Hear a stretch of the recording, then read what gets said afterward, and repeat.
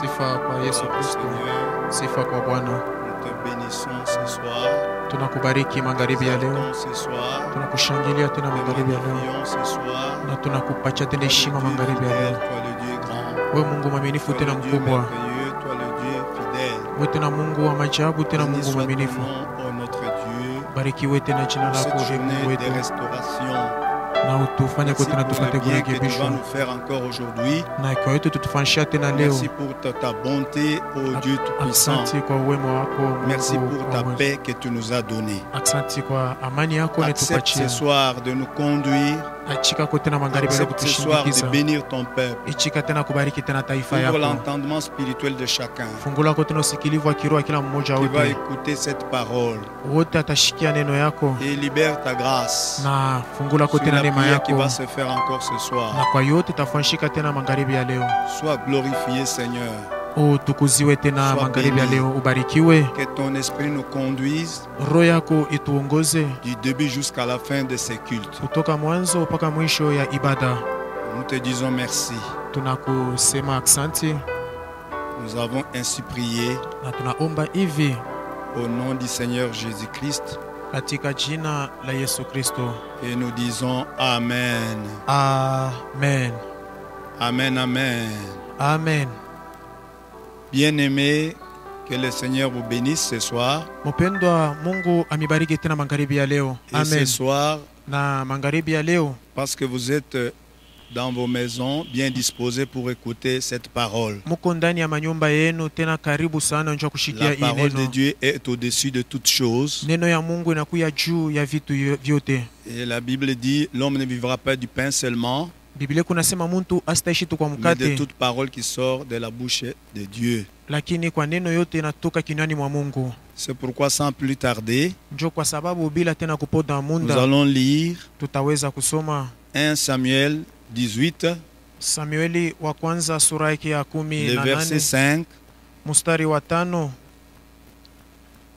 et nous lirons le verset 14 et 15. tutatambuka tutasoma tena mstari wa 14 kufika mpaka ku Donc 15. 1 Samuel 18, Samueli wa kwanza sura yake ya 18 le verset 5, mstari wa 5, 14 et 15. tunatambuka tunasoma 14 na 15. Nous lisons au nom du Seigneur Jésus-Christ. Amen.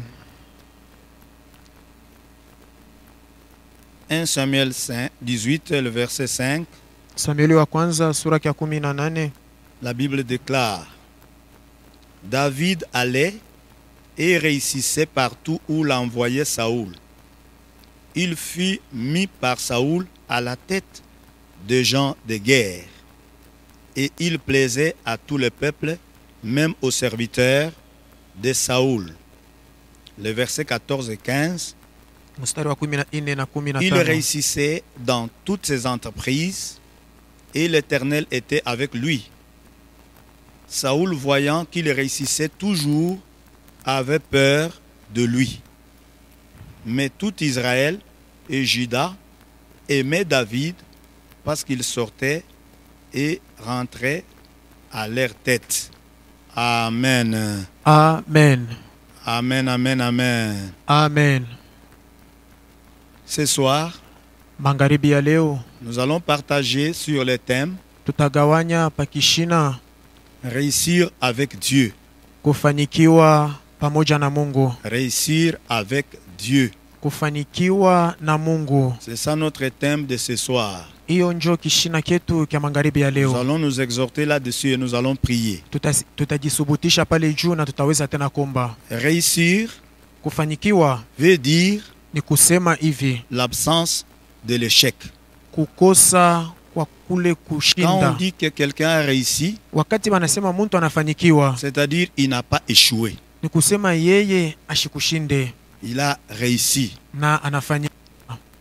Et ce soir, Magharibi ya leo avec ce que nous venons de lire, na yote tunatokea kusoma, il s'agit de David, inakuya ni mtu wa Daudi le fils d'Isaïe. na mwana wa Isai. Après avoir tué Goliath, Kisha kumuwawa Goliati, il avait apporté la tête na ye alileta kichwa au roi Saoul. kwa mfalme Saulo, qu'il avait retenu dans sa maison na ile aliweka tena ndani ya nyumba zake depuis ce jour-là. tangia toka ile siku, Et là, il était au service de Saoul. na kule alikuwa kukazi ya Saulo. Et la Bible dit, Na Biblia iko nasema il allait alienda et il réussissait partout alianza kufanikiwa pande zote où Saoul, le roi de Saoul l'envoyait. kote kule mfalme Saulo alianza kumutuma. David réussissait Daudi alianza paka kufanikiwa dans toutes ses entreprises. mu makampuni yake yote. C'est ce qu'on nous a dit dans le verset 14. Njo ile banatuambia mushairi yake ya 10 na Il réussissait dans toutes ses entreprises. alikuwa nafanikiwa mu makampuni yake yote. Donc David était un homme qui réussissait. Daudi alikuwa ni mtu alianza kufanikiwa. Il a réussi devant Goliath. Anafanikiwa mbele ya Goliati. Premièrement, devant le lion. Na mbele ilikuwa ni kumbele ya simba. Quand le lion venait pour attraper les brebis, Wakati simba alianza kuya njoo kukamata wapunda, David avait réussi na Daudi alifanikiwa à arracher même les brebis. na ya kunyanganya hata wale. Et David a réussi devant Goliath. Na Daudi akafanikiwa mbele ya Goliati. David a réussi devant le Philistin. Na Daudi akafanikiwa tena mbele ya Wafilistini. Et David a réussi jusqu'à être même placé au trône. Na Daudi akafanikiwa paka pale banamweka hata ku. Il est allé jusqu'à être placé à la royauté, à récupérer la royauté. Pale pa bufalme. Il a réussi dans sa vie. Anafanikiwa ndani ya maisha yake. Il n'y a pas que David qui a réussi. Haina paka Daudi alifanikiwa. Dans la Bible, il y a aussi d'autres personnes qui ont réussi. Ndani ya Biblia kuko tena watu wengi walifanikiwa. C'est le cas de Joseph. Inakuya hata huyo mtu wa Yusufu. La Bible dit que lorsqu'il était dans la prison, Na Biblia nasa wakati alikuwa mgereza, Dieu donnait de la réussite à ce qu'il faisait. na Mungu anaanza kumwezesha apate kufanikiwa mu yote anaanza kufanya. C'est écrit dans Genèse chapitre 39 Imeandikwa mkitabu kya Mwanzo sura ya 39 et le verset 23. na mstari wake wa 23. La Bible dit que Dieu donnait de la réussite Na Biblia nasema Mungu anaanza kumfanya nafanikiwa à ce qu'il faisait. kwa yote alianza kutumika. C'est-à-dire Joseph aussi a réussi. Ni kusema Yusufu naye alifanikiwa. Et quand nous prenons, nous voyons aussi un autre, c'est Ézéchias. Na kama tunaona mwingine anakuwa ni Ezekia. Lorsqu'il était devenu roi en Juda, Wakati alikuwa mfalme kule Yuda, la Bible dit qu'il réussissait Biblia nasema naye pia anaanza kufanikiwa dans toutes ses entreprises. mu makampuni yake yote. C'est écrit dans 2 Rois chapitre 18, Imeandikiwa mu Wafalme wa pili sura ya 18 le verset 7. mstari wake wa 7. Donc Ézéchias réussissait Ezekia alikuwa anafanikiwa dans toutes ses mu entreprises. makampuni yake yote.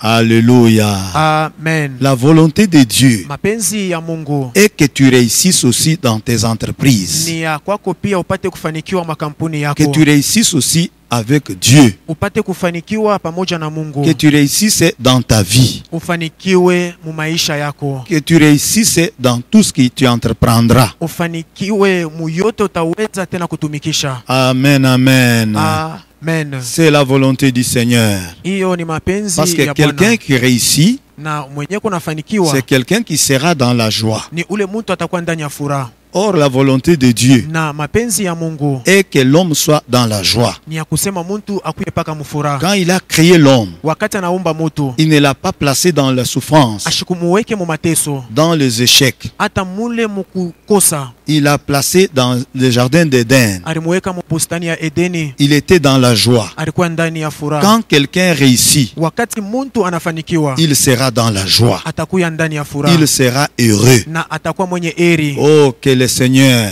Na Bwana vraiment t'aide à réussir. na akuwezeshe tena upate kufanikiwa. Alléluia. Amen. Que tu réussisses aussi. Na wewe pia upate kufanikiwa. Un chrétien, Mkristo il doit avoir le souci de réussir. anapasha kuwa na ile nia ya kufanikiwa. C'est un homme qui est appelé à Ni réussir. muntu mwenye anaitiwa afanikiwe. Quand tu regardes ta vie, Wakati unaangarishisha maisha yako, comme tu écoutes cette parole ce soir, wakati unashika hiyo neno magharibi ya leo, je voudrais que tu puisses Na mimi napenda na wewe pia changer ta façon de voir. upate kubadilisha namna yako ya kuona. Et il a pensé de réussir. Kuya tu na wazo ya Tu kufanikiwa. dois réussir. Unapasha kufanikiwa. Amen, amen. Amen. Alléluia. Amen. Pour réussir, Njoo ya kufanikiwa qu'est-ce qu'il faut faire? inapendezwa kufanya nini? Pour réussir dans la vie, Njoo ya kufanikiwa mu maisha. nous allons parler de 3 clés. Tutasemezea mafungulo tatu. Nous avons retenu 3 clés pour réussir. Na tulikamata tu mafungulo tatu njoo ya kufanikiwa. Pour réussir avec Dieu. Njoo ya kufanikiwa pamoja na Mungu. La première clé, Fungulo ya kwanza nous allons la tirer tutaitosha toujours dans le livre de 1 Samuel chapitre 18, mpaka mkitabu kya Samueli wa kwanza sura ya 18 le verset 14. mstari wake wa 14. La Bible dit, Biblia kunasema il réussissait dans toutes ses entreprises anafanikiwa mu makampuni yake yote et l'Éternel était avec lui. na wa milele alikuwa pamoja naye. Amen, amen. Amen. La première clé, Fungulo ya kwanza nous la tirons de ces versets. tuko naitosha ni muii shairi On démontre que David réussissait beko naonesha ya kama Daudi anaanza dans kufanikiwa toutes ses entreprises mu manjia yake zote et l'Éternel était avec lui. na wa milele alikuwa pamoja naye. L'Éternel était avec David. Wa milele alikuwa pamoja na Daudi. La première clé, Fungulo ya kwanza c'est la présence de Dieu. ni uwepo wa Mungu. La présence de Dieu. Ni uwepo wa Mungu. La présence de Dieu dans l'homme. Uwepo wa Mungu ndani ya mutu Cet homme-là réussira. na ule mutu atafanikiwa. La présence de Dieu Uwepo wa Mungu donne la réussite. ikuna leta ile mafanikio. David réussissait Daudi anaanza kufanikiwa parce que Dieu était avec lui. kwa sababu Mungu alikuwa pamoja naye. Si Dieu est avec quelqu'un, Kama Mungu eko pamoja na mutu, cette personne réussira. ule mutu atafanikiwa Et cette personne na ule mutu n'échouera pas. ye ashitakosa kamwe, Il réussira. ye atafanikiwa. David n'a pas échoué. Daudi ashikukose Il a réussi dans sa vie na alifanikiwa ndani ya maisha à yake cause de la présence de Dieu. kwa ajili ya uwepo wa Mungu. Oh, ce soir, Na magharibi ya leo à cause de la présence de Dieu, kwa ajili ya uwepo wa Mungu. tu réussiras aussi. Amen. Na we pia utafanikiwa. Alléluia. Amen. Alléluia. Amen. Il n'y a pas que David. Aina paka Daudi. Nous avons parlé de Joseph. Tunasemezea tena njuu ya Yusufu. La Bible dit, Biblia kunasema quand vous lisez dans Genèse 24, wakati mutasoma mu Mwanzo 39. mu Mwanzo 39 donc à partir du verset 21 jusqu'à 23, mutabeba mstari wake wa 21 mpaka ku 23. on démontre que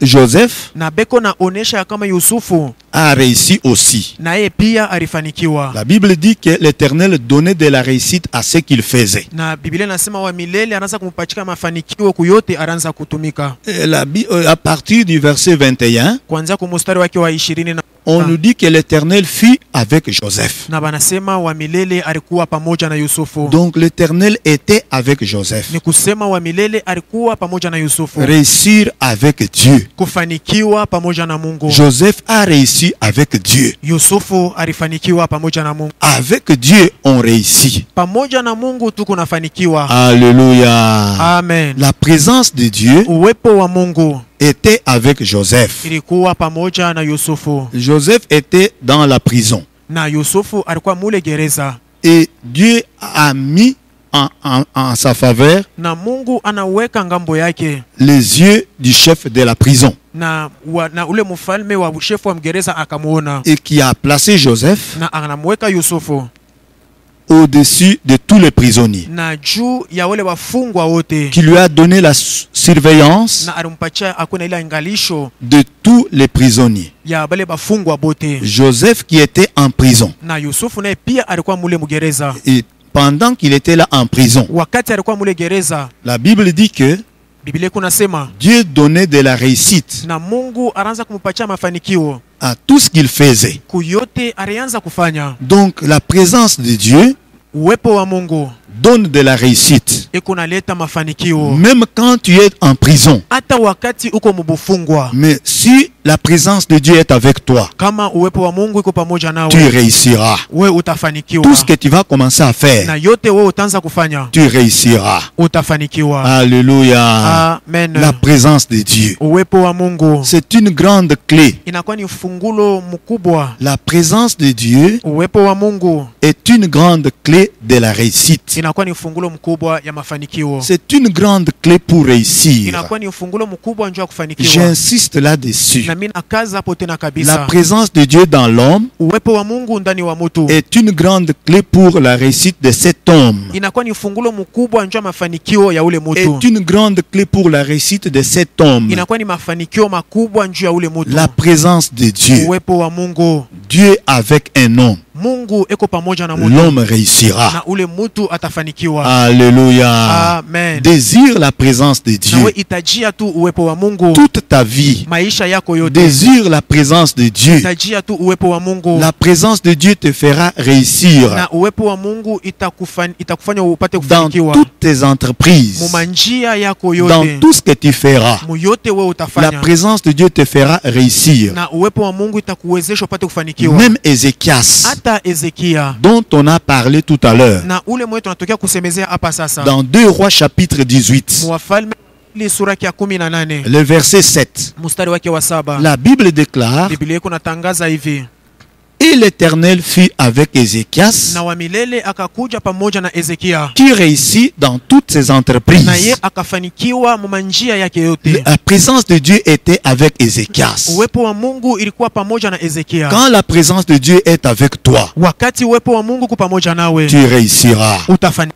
Amen. Alléluia. Amen. Parce que la présence de Dieu est avec toi, Kwa sababu uwepo wa Mungu ku pamoja nawe, tu réussiras. utafanikiwa. Alléluia. Amen. Réussir avec Dieu. Kufanikiwa pamoja na Mungu. Réussir avec Dieu. Kufanikiwa pamoja na Nous Mungu. devons désirer la présence de Dieu. Tunafai kuhitajia kule kufanikiwa na La Mungu. présence de Dieu ne doit pas être un slogan pour nous. Na ile uwepo wa Mungu haina tu paka kusema kwa bule vinju yetu. La présence de Dieu doit être une réalité, Na uwepo wa Mungu inapasha kuya ukweli. doit être réelle dans notre vie. Inapasha kuwa ukweli ndani ya maisha yetu. La présence de Dieu doit être permanente Na dans ile notre vie. uwepo wa Mungu inapasha kuya tayari maisha yetu.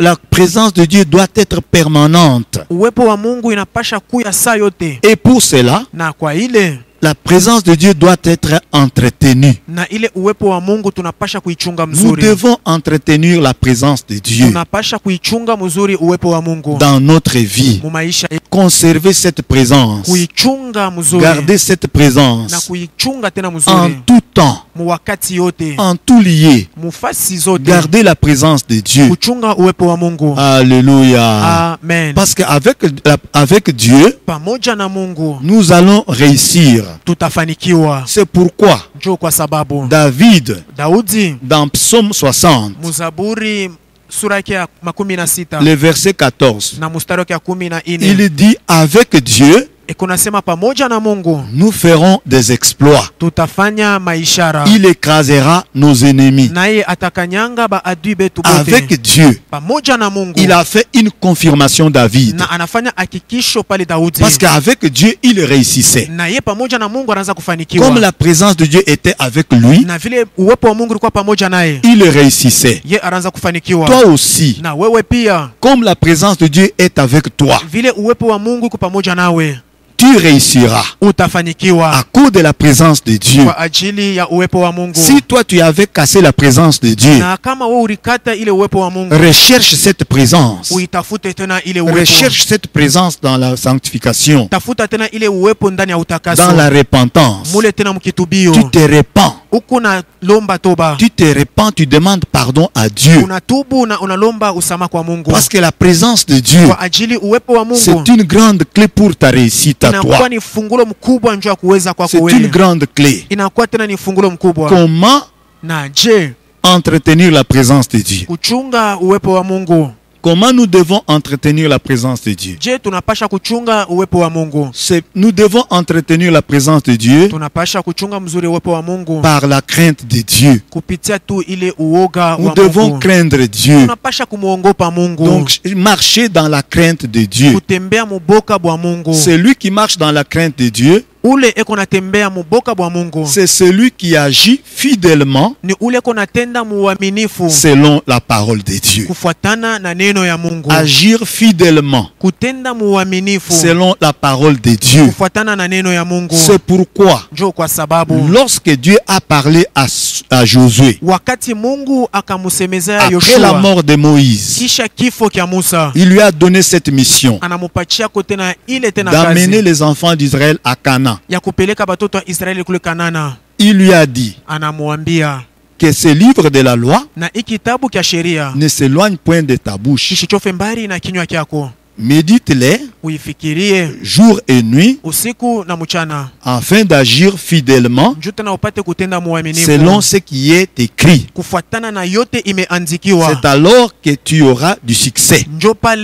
C'est utafanikiwa, alors que tu réussiras. na njoo pale we utafanikiwa. Donc Dieu, Mungu il savait alikuwa mwenye kujua que celui qui garde la présence de Dieu, ule kona chunga uwepo wa Mungu, celui qui agit fidèlement ule kona tenda na uaminifu wote selon la parole de Dieu, kufuatana na neno ya Mungu, Dieu sera avec lui. Mungu atakuya pamoja naye. Donc, c'est pourquoi Dieu a dit méditez la parole. Njo kwa sababu Mungu anasema fikiri ineno, Méditez la parole. fikiri ineno. Avoir la connaissance de la parole, Kuwa na ufahamu wa c'est neno une chose. inakuwa ni kintu, C'est bien. ni mzuri. Mais mettre en pratique la parole, Sasa kuiweka mutendo ineno, agir fidèlement kutenda muaminifu selon la parole, kufuatana na neno, c'est mieux. inakuwa tena ya faida. Alléluia. Amen. Dieu aime ça. Mungu anapenda vile. Quelqu'un qui écoute la parole, Ule kuna shikia neno, quelqu'un qui médite la parole ule kuna fikiri ile neno, et il agit fidèlement na anatenda kuaminifu selon la parole de Dieu. kufuatana na neno ya Nous Mungu. devons entretenir Tunapasha kuchunga la présence de Dieu uwepo wa Mungu par la crainte de Dieu, kupitia tu boka bwa Mungu, par la vie de l'intégrité. ile tena maisha ya C'est ce qu'on uaminifu. nous a dit le dimanche. Njo ile balituambia mjumapili, La caractéristique d'un homme spirituel. na ile mfano ya muntu wa kiroho. On nous a dit qu'un homme spirituel Manatuambia sa muntu wa kiroho est caractérisé par l'intégrité. naye eko tena ni mutimilifu, Et l'intégrité, na ile utimilifu c'est agir ni kutenda, droit, à faire ce qui est droit ni kufanya ile inakuya ya sawa aux yeux de l'Éternel. mbele ya macho ya milele. Donc agir, faire ce qui est droit, Ni kufanya kile kinakuwa kia sawa, agir avec droiture. kutenda na ile usawa. Pendant ces temps, Na kwa ile wakati, pendant ces temps de confinement, na hii wakati ya pendant kujifungia, ces temps de problèmes dans le monde, na wakati ya mamambo dunia mzima, entretenons la présence de Dieu tuchunge mzuri uwepo wa Mungu par notre vie d'intégrité. kupitia tu maisha yetu ya utimilifu, Être droit, kukuya ule muntu agir sawa, avec droiture kutenda na usawa devant Dieu, kumbele ya Mungu, agir avec droiture. kutenda na usawa. Toi, un chrétien, Wewe Mkristo, que tu sois même ministre de Dieu, ukuya ta ule tena waziri wa agis Mungu, avec droiture. tenda na ile usawa. Dieu aime celui qui agit avec droiture. Mungu anapendaka ule kuna tenda na usawa. Il a fait sortir Abraham. Alimutosha Ibrahimu, Ça faisait déjà 24 ans. na ilifanya tena miaka 24. Mais Dieu vient lui dire, Sasa Mungu anakuwa c'est ce qu'on kumwambia, nous a parlé dimanche njo ile balituambia Jumapili par le ilipita pasteur. kupitia mchungaji. Il nous a lu dans Genèse chapitre 17, Alitusomea mu Mwanzo sura yake ya 17 le verset 1 à 2 là. mstari wake wa kwanza na wa pili. Donc Dieu dit à Abraham, Mungu anamuonesha Abrahamu, marche devant ma face tembela mbele ya uso wangu et sois intègre. na kuya mtimilifu. Donc après 24 ans, Na kisha miaka 25 donc Dieu regardait. Mungu anaanza kuangalia, Il voyait Abraham. anaanza kumwona Ibrahimu. Mais Dieu ne voyait pas ce que lui désire. Sasa Mungu ashikuwa naona kile anaanza kuhitajia, Donc tu as cru, na unaminia tu sers Dieu. huku namtumikia Mungu. Mais il faut que tu marches dans l'intégrité. Inapendeza utembee tena mu utimilifu. Il faut que Dieu trouve que tu es dans l'intégrité. Na inapendeza Mungu aona sema uko mu utimilifu. Dieu vient lui dire, Mungu anakuwa kumwambia, donc marche devant ma face. tembea mbele ya uso wangu. Donc depuis tous les temps, Na tangia hii wakati il ne yote marchait pas devant la face de Dieu. ashikuwa natembea mbele ya uso wa Mungu. Donc que ça ne soit pas comme ça pour ta vie. Ishikuye vile njoo ya maisha yako. Alléluia. Amen. Cherche l'intégrité. Tafuta utimilifu. Sois droit devant Dieu. Kuya muntu mwenye sawa mbele ya Mungu. Amen, amen. Amen. Nous devons entretenir Tunapasha kukinga notre vie, maisha yetu, la présence de Dieu uwepo wetu wa Mungu dans la sanctification. ndani ya utakaso, C'est séparer kuachana de cela, de mauvaises compagnies. ya barafiki babaya, C'est séparer kuachana de certains endroits na mafashi ingine là où un enfant de Dieu ne peut pas entrer. kule mtoto wa Mungu ashipashe kuingia. Donc nous devons abandonner. Tunapasha Nous kuachiria, devons rejeter tunapasha kutupa la vie du péché. maisha ya zambi. La vie du péché, Maisha ya c'est zambi la désobéissance inakuwa à la loi de kutokuamini l'Éternel. na kule kwa sheria ya Mungu. La loi de l'Éternel, c'est la parole de Dieu. Na sheria ya Mungu ni neno yake Tu Mungu. marches à l'encontre de la parole. Kama unatembea kinyume ya neno, C'est pourquoi Dieu a dit à Josué, njo kwa sababu Mungu anamuonesha il faut Yoshua, que tu agisses fidèlement selon la loi, inapendeza utende uaminifu kufuatana na sheria, selon la parole de Dieu. kufuatana na neno ya Mungu. Donc un enfant de Dieu Mtoto wa Mungu doit entretenir anapasha kuchunga la présence de Dieu uwepo wa Mungu par sa marche kufuatana na mwenendo wake, dans la fidélité mule tena à la muaminifu parole de Dieu, kwa neno ya Mungu, dans la sanctification. utakaso, Faire ce que la Bible nous recommande. kufanya bile Biblia Faire ce que la inatulomba, Bible nous demande de faire. tenda bile Biblia inatulomba tupate kutenda. Alléluia. Amen. Abandonner la vie du péché. Kuachiria maisha ya zambi, Entretenir la présence de Dieu. kuchunga La uwepo wa présence de Mungu. Dieu Uwepo wa Mungu va te faire réussir. na itakufanya La présence de ufanikiwe. Dieu Uwepo wa Mungu va te donner la réussite. takuwezesha upate kufanikiwa. Amen, amen. Amen. Amen, amen. Amen. Alléluia. Amen. Alléluia. Amen. Que ça soit ta leçon à toi, bien-aimé. Kuye tena mafundisho yako. La présence leo. de Dieu doit être entretenue par la sanctification, Na uwepo wa Mungu tunapasha kuichunga Par la kupitia crainte de utakaso, Dieu. kupitia tu uboka bwa Mungu, par l'intégrité. ile utimilifu. Ne pas copier tout ce que les autres font Hapana kufuatilisha qui vyote bantu conduit wanafanya. au péché. Bile biko nashindikiza kuzambi. Parce que quand il y a le péché, Wakati kuko il zambi, y aura l'échec. kutakuya tena kule kukosa. Dieu ne sera pas avec toi. Mungu asitakuwa pamoja Dieu nawe. marche avec ceux qui marchent dans l'intégrité. Mungu anatembeaka pamoja na bale Dieu biko marche avec mwaminifu. les hommes intègres. Mungu anatembeaka na bale bantu batimilifu. Dieu marche avec ceux qui les craignent. Mungu anatembeaka na bale beko na muongopa. C'est pourquoi lorsque les enfants d'Israël Njo kwa sababu watoto wa Israeli devraient prendre Jéricho, balipasha tena kuchukua ile Dieu Yeriko. était avec eux. Mungu alikuwa pamoja Une nabo. grande ville. Na ile tena muji Et mkubwa ils ont pris Jéricho. na banabeba Yeriko. Mais lorsqu'ils ont commis le péché Sasa wakati banafanya zambi devant une petite ville Haï, kumbele tu ya kamuji kaloko ka ai, donc ils sont tombés. nabo bananguka, Ils sont tombés. bakanguka Avec la vie du péché, na ile maisha ya il zambi y aura des échecs. kutakuya kule kukosa. Mais avec la présence de Dieu, Sasa pamoja na uwepo wa il y Mungu aura toujours la réussite. kutakuya paka mafanikio. Amen, amen. Amen. Tu réussiras. Utafanikiwa Avec la présence de Dieu, pamoja na uwepo wa Mungu, tu réussiras. utafanikiwa. Amen, amen. Amen. Deuxième clé, Fungulo ya pili c'est, nous trouvons cela tukunaipata dans Proverbe. mu Mezali. Proverbe, Proverbe chapitre 16, Mezali sura ya 16 le verset 3. mustari wa 3. La deuxième clé, Na fungulo wa pili nous trouvons cela dans Proverbe 16, le verset 3. tunaipata Mezali 16 mustari wa 3. La deuxième clé, Fungulo ya pili la première nous avons dit, c'est la présence de Dieu. ya kwanza tulisema ni uwepo wa Mungu. La deuxième clé, Sasa fungulo ya pili nous allons la retrouver dans Proverbe 16, le verset 3. tutaipata mu Mezali sura ya 16 mstari Qui wa dit 3. ceci: Iko nasema hivi: recommande à l'Éternel tes œuvres wekea Bwana kazi zako et tes projets réussiront. na mawazo yako yatafanikishwa. La deuxième clé, ce sont les projets. Na ile tena fungulo ya pili inakuwa ni C'est les mawazo. projets. Inakuwa ni mawazo. Donc, Dieu travaille avec ceux-là qui ont les projets. Mungu eko natumika na bale beko na mawazo. Dieu donne la réussite à celui qui a un projet. Mungu eko naleta mafanikio kwa ule kuna mawazo. Donc il faut avoir un projet Inapendeza ukuye kuna mawazo. pour agir, Njoo ya kutenda. même pour faire l'action. Hata njoo ya kufanya kutendo. Il faut d'abord avoir un projet. Inapendeza koko mbele na mawazo. Le projet, c'est une pensée. Na mawazo inakuwa ni ile wazo. Le projet, Mawazo ça peut être une idée, un plan. inaweza kuwa hata matengenezo Ce fulani. que tu veux faire demain, Ile unaweza kufanya ce kesho. que tu veux avoir demain, Ile unapenda kupata kesho. ce que tu peux faire demain. Ile unaweza kutenda kesho. Donc ce que tu peux avoir demain, Na ile unaweza kupata kesho.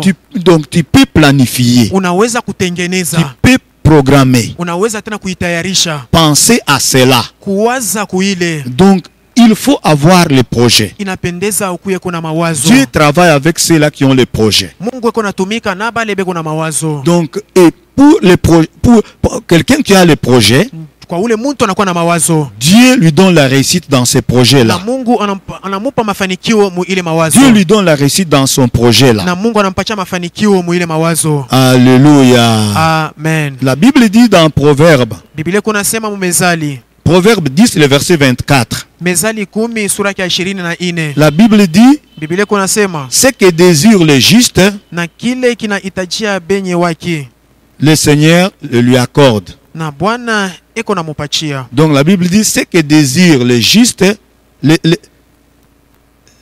le désir des justes leur est accordé. Na ile tena nia ya benye wake inabakabula. Ce que désire le juste leur est accordé. Na kile benye waki banahitajia Mungu anewapa. Donc le projet c'est comme un désir. Na ile mawazo inakuwa sani nia. Donc c'est quelqu'un qui pense, Ni ule muntu kona waza. vraiment je vais faire un kiosque. Anasema mimi nataka kufanya ko kiosk. Il désire avoir un kiosque. Anapenda kukupata Il ko commence kiosk. à planifier. Anaanza kutengeneza. Et Dieu Na Mungu accomplit cela. eko natenda ile. Alléluia. Amen. Et aussi un projet. Kuya kona wewe pia na Et le mawazo. projet de bâtir. Kuya kona ile matengenezo ya Et le kujenga. projet de voyager. Kuya kona matengenezo ya Et kusafiri. le projet d'avoir un magasin. Kuya kona ile matengenezo ya kukua kona Et le duka. projet de terminer des études et de devenir aussi un chef. Kuya kona ile matengenezo ya kumaliza masomo na kuya kona uwe shefu. Amen, amen, amen. Amen. Amen, amen, amen. Amen. Oh, parce que tu as déjà des projets. Na vile wewe unakuwa na matengenezo. Tu réussiras avec Dieu. Amen. Utafanikiwa pamoja na Mungu. Tu réussiras avec Dieu. Utafanikiwa pamoja na Mungu. La troisième clé, Fungulo ya tatu. parce que la première, Kwa sababu ya kwanza c'est la présence de Dieu. ni uwepo wa Mungu. Pour réussir, Njoo ya kufanikiwa il faut la présence de Dieu. inapendeza uwepo wa Mungu. Il faut avoir le projet deuxième. C'est la deuxième clé. Na fungulo ya pili ni kwa kuna mawazo. Et la troisième clé, Na fungulo yake ya tatu c'est la prière. ni maombi. Donc, c'est la prière. Ni maombi. David Daudi était un homme de prière. alikuwa ni mtu wa maombi. David a réussi Na Daudi anafanikiwa parce qu'il était un homme de prière. kwa sababu alikuwa ni mtu wa maombi. Donc, quand nous lisons Wakati tunasoma dans Psaume chapitre 9, mu kitabu cha Zaburi sura ya 9, Psaume chapitre 9, le verset 4, Zaburi sura ya 9 mstari wa 4, la Bible dit ceci. Biblia kunasema hivi. Tandis que je les aime, Nasema vile ninawapenda ils sont mes adversaires. na banakuya tena ba adui bangu. Mais moi, Sasa mimi je recours à la prière. niko nakimbilia paka ku maombi. Donc David, Daudi à part la présence de Dieu, kutosha kutu uwepo wa Mungu à part le projet, tena na mawazo, il était un homme de prière. alikuwa mtu wa maombi. Il aimait beaucoup la prière. Alipenda kabisa maombi. La prière nous fait réussir. Maombi ikunetuwezesha tufanikiwe. La prière, c'est aussi une clé importante pour la réussite avec Dieu. Maombi inakuwa tena ni fungulo mkubwa ya mafanikio pamoja na Mungu. La prière Maombi déclenche le secours de Dieu. inekalake kuna fungula ile usaidizi wa Mungu. Donc Dieu, quand il écoute la prière, Wakati Mungu anashikia maombi, il libère son secours pour nous faire réussir. na eko na tosha tena ile msaada wake njoo tufanikiwe. Donc, sois un homme de prière, Kuwa mtu wa sois maombi, une femme de prière, kuya tena mwanamke wa maombi, et tu réussiras. na utafanikiwa. Alléluia. Amen. Alléluia. Amen. C'est pourquoi David a dit Njoo kwa sababu Daudi anasema dans Psaume mu kitabu kya Zaburi 121, 121 du premier au deuxième verset. kuanzia kumustari wa kwanza mpaka kwa Il dit, pili. je lève mes yeux vers le montagne. Anasema nikuna inua macho yangu D'où me mulimani viendra le secours? na kwenye kutenitokelea msaada. Le secours vient de l'Éternel Na msaada inatoka ni kwa qui a fait milele. les cieux et la terre. Ule aliumba mbingu na dunia. Donc David était un homme qui cherchait Dieu. Na Daudi alikuwa ni ule mtu priait Dieu. Mungu yuko naomba Mungu. Donc ne cesse pas de prier le Seigneur. Hapana kuacha kuomba Mungu. Continue à prier le Seigneur. Endelea na kuomba tu Mungu. Pendant ce temps, Wakati hii ta prière te donnera la réussite. maombi yako itakupatia Je mafanikio. t'exhorte, ta prière te donnera la victoire. Niko na kusubutisha maombi yako itakupatia Ta ushindi. prière te fera réussir. Na maombi yako itakufanya ufanikiwe. C'est comme Iko saa les serviteurs d'Abraham batumishi ba Abrahamu dans Genèse chapitre 24, mu Mwanzo 24 le verset 12. mstari wa 12. Genèse 24, le verset 12. Mwanzo 24 mstari wa 12. Abraham avait envoyé son serviteur Abrahamu akamutuma mtumishi wake pour aller chercher pour son fils Isaac une femme. njoo kwenda kamutafutia mwana wake Isaka. Et quand mwanamke. le serviteur est parti Wakati mtumishi wake akaenda dans le pays d'Isaac, mule mu inchi ya Isaka, donc il a fait une prière. naye alifanya maombi. Donc il a fait une prière. Naye alianza kuomba. La Bible dit dans le verset 12, Na Biblia kuna saa mu sura mu shairi yake ya 12 le verset 12 du chapitre 24, na ile tena sura yake ya 24 mstari wa 12 il a fait cette prière. anafanya hii maombi. Éternel, Wa milele, Dieu de mon serviteur Abraham, Mungu wa mtumishi wangu Abrahamu, fais-moi, je te prie, na uniwezeshe komi na kuomba rencontrer aujourd'hui ce que je désire. na nikutanishane na mwenye mimi naye nia leo. Donc fais-moi rencontrer aujourd'hui ce que je désire. Uniwezeshe nikutanishane na kile mimi Le nahitaji. serviteur d'Abraham a prié. Na mtumishi wa Abrahamu akaomba. Donc lorsqu'il a prié, Wakati anaomba, la Bible dit dans le verset 21 na Biblia inasema mstari wake wa 21 que lorsque Rebecca wakati Rebeka lui avait donné à boire, alimupatia vya kunywa, Rebecca na Rebeka donc devrait faire, naye alipasha kufanya, devrait donner aussi aux chameaux de l'eau. alipasha kupatia tena kubangamia maji. Lorsqu'elle faisait des navettes, Wakati aranza kusafiri, lorsqu'elle courait en train de chercher de l'eau pour les chameaux, wakati anaanza kukimbia na kutafuta maji njoo awangamia, l'homme regardait. naye ule mtu anaanza C'est kuangalia. écrit dans le verset 21. Imeandikiwa mshairi yake ya 10:21. L'homme la regardait Na ule mtu anaanza kumwangalia, avec étonnement anaanza kumwangalia na ile et kushangaa sans rien dire, na bila kusema hata kitu, pour voir njoo ya kuona si l'Éternel kama wa milele faisait réussir son voyage ou non. anaanza kumwezesha safari yake wala hapana. Donc l'homme regardait Mtu anaanza kuangalia si l'Éternel faisait réussir son voyage ou non. kama Bwana anaanza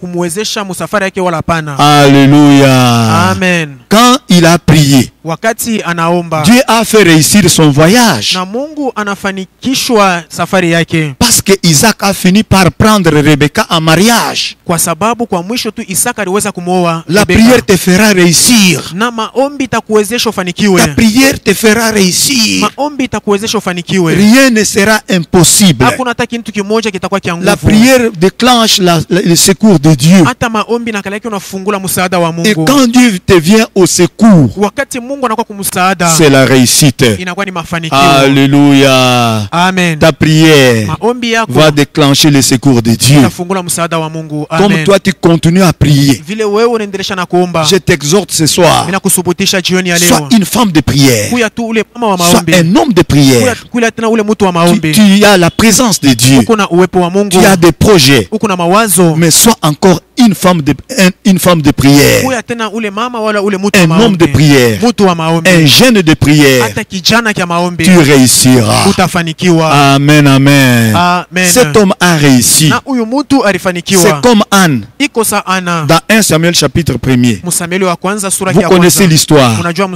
a mzuri. réussi à cause de la prière. Na Ana alifanikiwa kwa maombi. Elle qui était stérile. Naye alikuwa mtasa. Sa rivale se moquait d'elle. Na hata ule mbanda wake Mais alianza comme Anne kumchekelea. s'est donné à la prière. na vile Ana alijiweka sana kwa Anne maombi, a réussi. na Ana anafanikiwa. Oh, avec ta prière, Pamoja na maombi tu yako, réussiras. amen, utafanikiwa. Dieu sera au contrôle. Na Mungu atakuwa Dieu kuangalisha agira yote. en ta faveur. Mungu atatenda kwa fadhili Dieu yako. agira. Mungu atatenda. Avec Dieu, Pamoja na Mungu c'est la réussite. inakuwa ni mafanikio. Avec Dieu, Pamoja na Mungu c'est la réussite. inakuwa ni mafanikio. Avec la prière, Pamoja na maombi c'est la réussite avec Dieu. inakuwa ni mafanikio pamoja na Avec tes Mungu. projets, Na ile mawazo c'est la yako réussite avec Dieu. mafanikio pamoja na Mungu. Alléluia. Amen.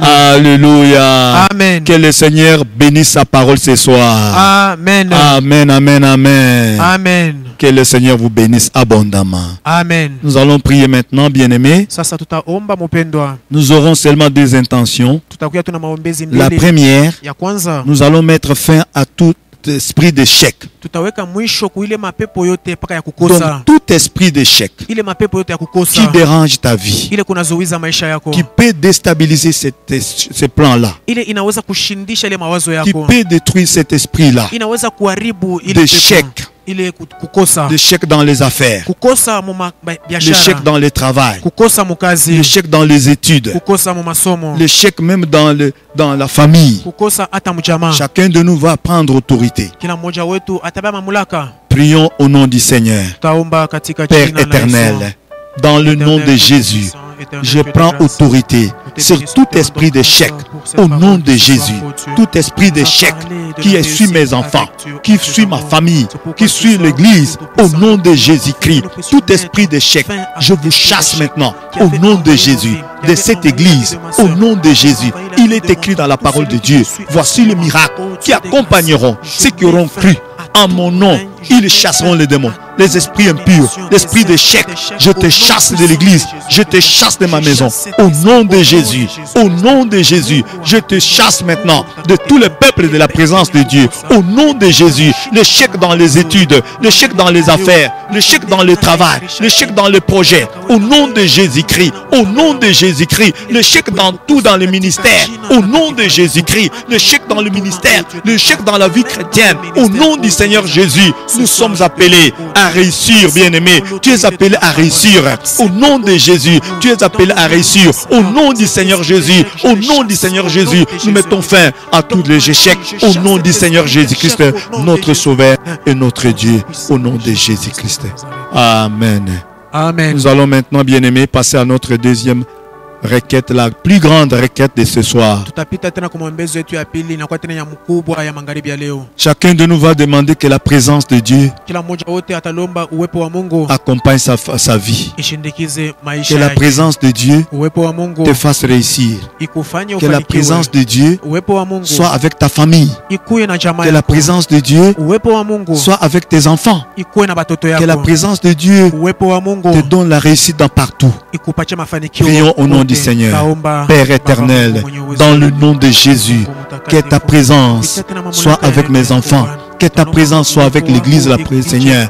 Que ce ne soit pas un slogan, Seigneur. Que ta présence, ô Dieu Tout-Puissant, accompagne mes enfants. Que ta présence accompagne ma femme. Que ta présence accompagne mes frères. Au nom de Jésus. Que ta présence accompagne, Seigneur, peut-être l'église, la présence de Dieu. Au nom de Jésus-Christ. Accompagne, Seigneur, tous les fidèles. Au nom de Jésus. Que ta présence, ô Dieu Tout-Puissant, nous accompagne partout. Au nom de Jésus. Au nom de Jésus. Au nom du Seigneur. Notre roi, ô Dieu Tout-Puissant, que la présence de Dieu nous fasse réussir dans nos projets, que la présence de Dieu nous donne la réussite dans nos affaires, que la présence de Dieu nous donne la réussite dans le ministère, au nom de Jésus, que la présence de Dieu nous donne la réussite, Seigneur Jésus, dans nos affaires, dans nos projets, dans les études de nos enfants, dans nos voyages, au nom de Jésus, que la présence de Dieu nous donne la victoire, au nom de Jésus, même Seigneur, celui qui est ensemble, être Seigneur en prison, qu'il donne la victoire, donne-lui la victoire dans tout ce qu'il entreprendra,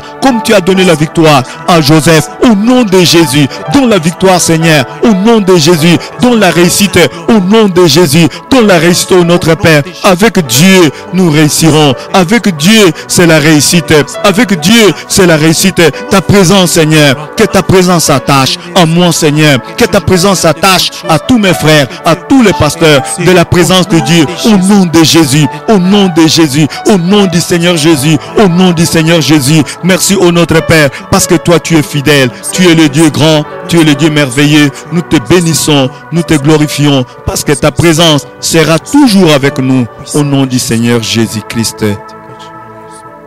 Amen. Amen. Amen, amen, amen. Amen. Que le Seigneur vous bénisse abondamment ce soir. Mungu amebariki tena kwa utele magharibi ya leo. Amen. Amen. Amen. Voilà, nos programmes continuent et continueront encore. Mais nous restons connectés. Des séquences qu'on envoie, ne laissez pas pour vous-même. Il y a des séquences de prières, il y a des séquences de paroles. Toutes ces choses, ayons l'habitude de le faire au lieu de partager du n'importe quoi. Faisons ce qui peut sauver des âmes et Jésus ne manquera pas de nous bénir. Et quand vous êtes en train de suivre, ayez l'habitude soit de partager, soit d'aimer, soit de commenter. Que Dieu vous bénisse.